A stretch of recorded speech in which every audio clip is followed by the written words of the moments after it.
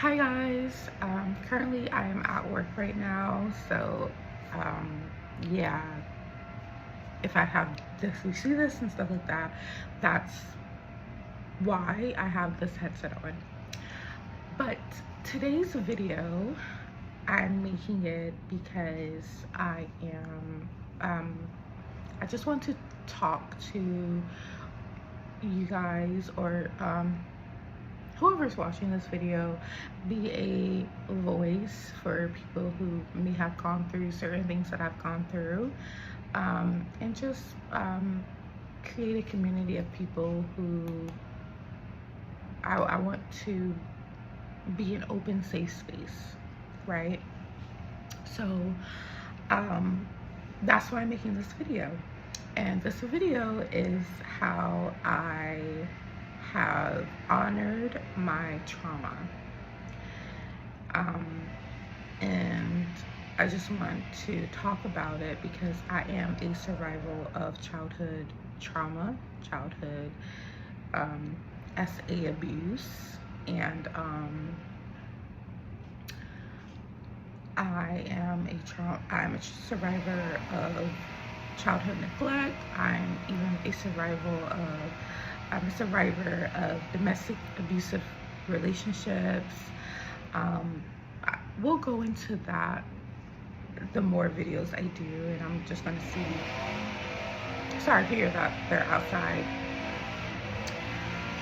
doing stuff outside of my apartment. But yeah, so this is just going to be a video on how I've come to accept my trauma. And the first part, or the first step to accepting your trauma, is no longer denying it. When you reach a point where you stop denying what happened to you, healing begins.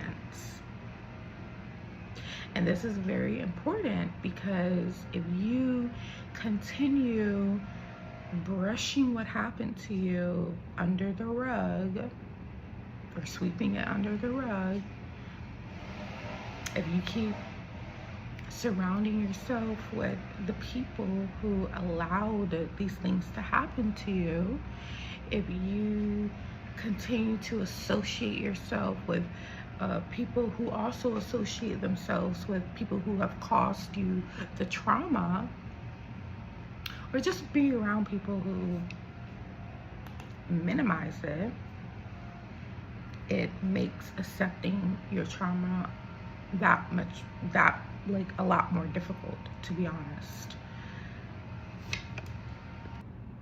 You cannot minimize what you've been through. Like, you can't be in Stockholm for all of your life, because when you're minimizing what you've been through, when you deny what you've been through, it teaches your mind to excuse other people's poor behavior, so that you end up tolerating more poor behavior from other people. Also, when you are a victim of certain types of trauma, and also just a victim of trauma in general, and you're experiencing it in a family, oftentimes the family does groom you to still be accepting of them, right? So you're groomed to accept what's happening. You're groomed to still associate your family with closeness, and you're groomed to seek your family for comfort still. You're groomed to see your family as like not dangerous,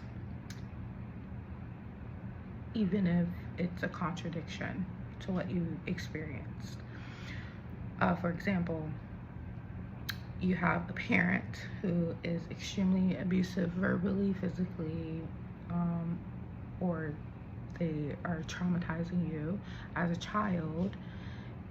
However, this parent is still someone that you seek comfort from, right? They still take care of you. They still feed you. They still meet certain basic needs, right? You're taught to respect your parents still after everything that you've experienced. And that's just that, right? Especially in the Black community, okay? In the Black community, a lot of things are hush-hush. And it's not as open, you know, we don't really talk about the bad things that happen in our family because we're taught to be loyal. We're taught that if we snitch, we are bad. We are taught to protect those who hurt us and enable those people as well. We're taught that it's normal. We're groomed to believe that it's normal. Okay, and it also, I think, it's also done because it was done to them as well. So it's normalized and the cycle keeps going on, but the cycle stops with me. Hopefully it stops with you as well. The first step to healing from your trauma is to acknowledge that the trauma happened in the first place, regardless of how confusing it feels. It feels very confusing at first because these are the same people that you laugh with, that you talk to, you tell all of your secrets to. You feel like they are the only thing that matters to you. And it's done purposely as well. It's done purposely to keep you in that cycle of do not tell the truth. It's done to you on purpose so that you feel like what happened to you isn't that serious. But it is. It's very serious. So acknowledge that it happened. I acknowledged it, and it was like a shock to my system. I felt anger. I felt betrayed. I felt confused. I still loved them. I still cared for them. I still wanted to protect them. I felt like I had been lied to. I felt very, very confused and angry for a really long time and emotional, and I was hurting because I didn't understand why I was feeling these feelings now after all these years. So now that I've gone through the first and most excruciating part, which is the acceptance, or not the acceptance, the acknowledgement part, I will say that it shed a light on a lot of things for me, and it's going to for you as well. You have to allow it to open your eyes. No matter how painful the light is, you have to see it for once, because you've been in the dark for so long. You've been in the dark for so many years, probably all of your life, right? It's time to shine the light on what happened to you. It's okay if you're going to be singled out. It's okay if you're going to be shunned. Because a lot of families, once you come out or talk about or acknowledge and admit that this happened to you, a lot of families will not react positively. especially to the victim. They don't react positively to the victim at all.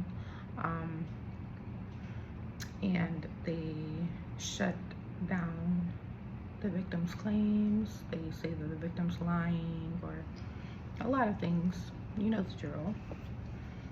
It's gonna happen, but you need to ignore it. You need to also acknowledge that your family or the people that caused you trauma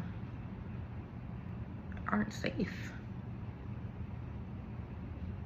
And that's probably the most painful truth that you would ever allow yourself to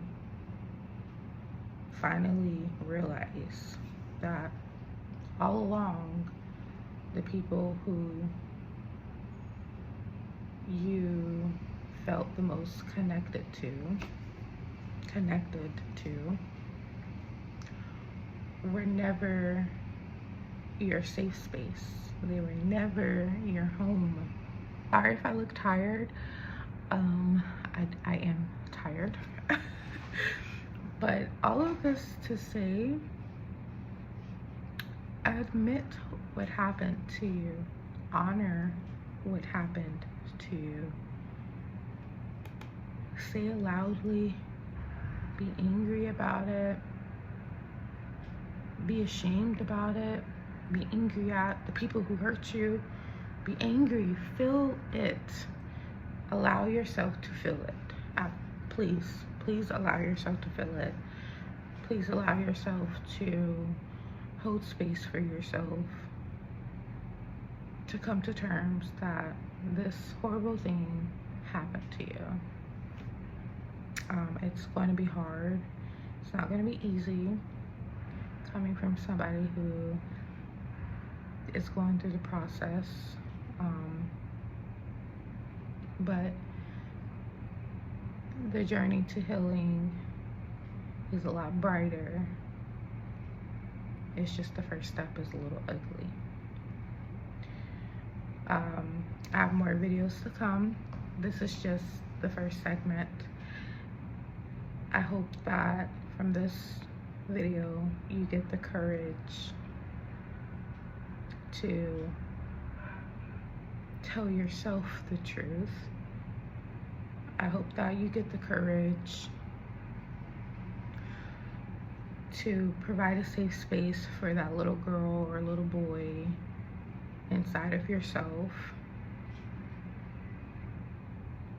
I hope that you give yourself a safe space to be truthful to yourself, regardless of whose feelings it hurts, regardless of who it doesn't protect. I hope that you get the courage to honor what happened to you. Happy healing. Until next time.